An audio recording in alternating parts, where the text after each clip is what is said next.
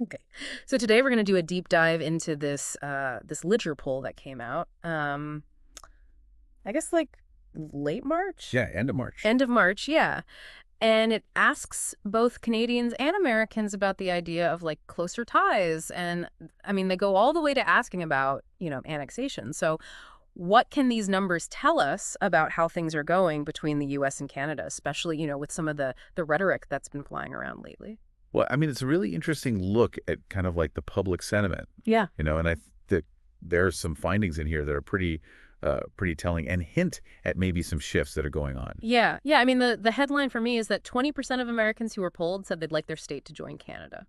I mean, that's like Mm. more than double the number of Canadians who said they would want to become part of the U.S., which is only 9%. So why this huge gap? Yeah, and I mean, what's really interesting too is that it's more of a kind of a southbound interest than a northbound interest, right? Right. Just more Americans wanting to become part of Canada, It seems like it. Yeah. and I mean that itself is sort of an interesting thing. Um, and if you dig a little deeper into that American number, it gets even more interesting. Yeah, you're right. Because when you look at Americans aged like 18 to 34, that number jumps to 30% that would want to join Canada. So that's a pretty big generational gap there.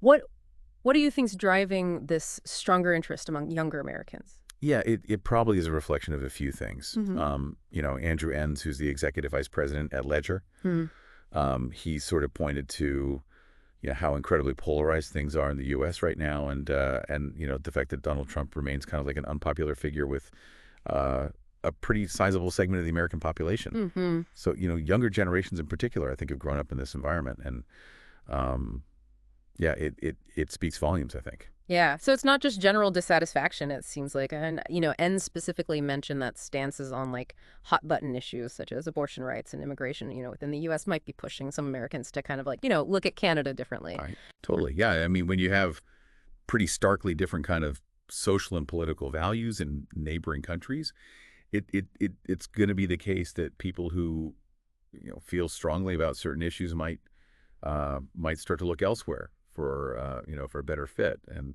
I think Canada, with its different approaches to things like that, might be considered like a viable alternative by some folks. Yeah. And all of this, stands in such contrast to some of the rhetoric that we've been hearing, especially coming from, Trump himself, who, has talked about annexing Canada, using economic force, even called Canada the future 51st American state, referred to Trudeau as a governor. So I mean, it just seems like what the poll suggests is happening is a completely different dynamic.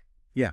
I mean, I think what you're getting at is the rhetoric paints this picture of kind of like a unidirectional influence Right. of the U.S. kind of, being the big brother, right, the big dog in North America. But the poll suggests is a more nuanced reality, Yes. I think, right?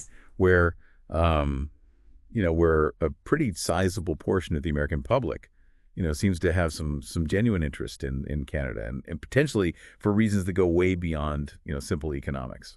Yeah, and speaking of economics, the poll also found that only like 35% of Americans actually support Trump's tariffs on Canadian imports, and like two-thirds of them are worried about those tariffs leading to like higher prices for everyday groceries like dairy, eggs, meat. So I mean, there's this like domestic concern even within the US about policies that could actually hurt Canada. Yeah, and I think that kind of highlights, a potential disconnect between kind of like stated political aims, and like the practical concerns that everyday Americans have. Yeah. Because, people might see that, these policies are actually negatively impacting their pocketbooks. Yeah, and I think that, I think a lot of people don't realize how interconnected the two economies are. Totally. Yeah. It's not just like a Yeah. one-way street there. Yeah, totally not. And I mean, a lot of Americans are just, waking up to that reality, I think, when they go to the grocery store. Right, exactly. So just to give everybody a sense of like how this poll was done, it was conducted online with roughly 1,600 Canadians and 1,000 Americans in late March. So keep in mind, for a probability sample of this size, the margin of error would be around plus or minus 2.5% for Canadians and plus or minus 3% for Americans 19 times out of 20. Yeah, so, it's not absolute, but it's still a pretty strong indication of like the sentiments that were, prevalent at that time.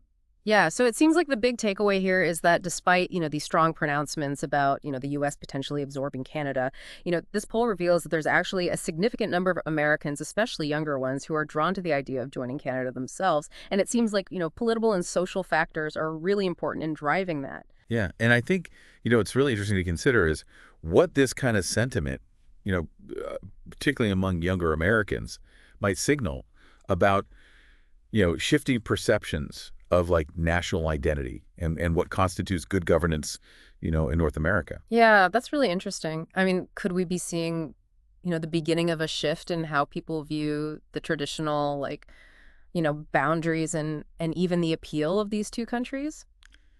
Yeah, it's possible. I mean, it's something to think about. It's definitely something to think about. Thanks for doing this deep dive with me. Yeah, anytime. This was fun. Yeah, great to have you. Yeah. Okay. See ya. Yeah.